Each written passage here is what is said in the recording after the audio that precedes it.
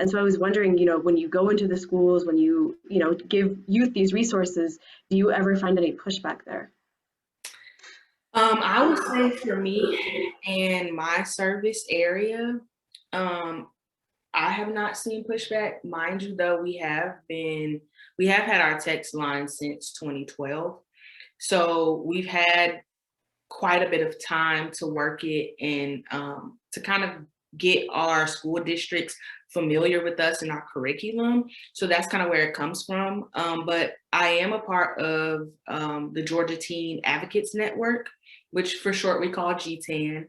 And it's a group of teen advocates across the state of Georgia, and we just kind of sit and kind of talk about some of the challenges that we have in our areas.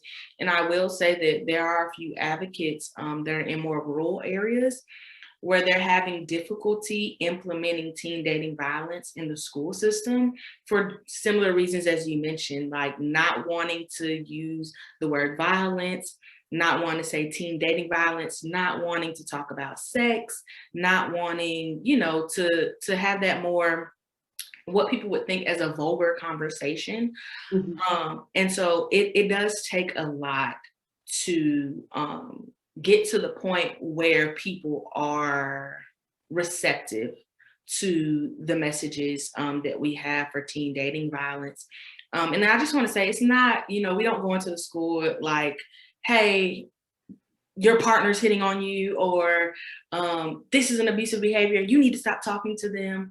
A lot of times when we go into presentations, it's really about unhealthy and healthy characteristics, some red flags. And sometimes I'll talk to the students like, hey, what do you want in your relationship? What do you need?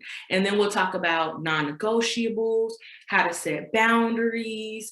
And then sometimes it'll even lead to conversations about characters from TV shows or movies. One of the biggest ones right now we're talking about is Euphoria, which everyone loves, everyone watches, and just kind of dissecting those characters and, understanding like, hey, is this right? Is this wrong? Should they have done that? How did we get to this point?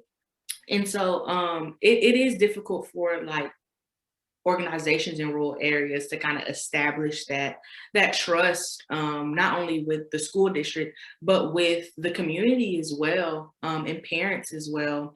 And I think regardless of how established you are in a community, there will be parents who don't want you to have that conversation or don't want you to provide that support to a specific child based on household rules.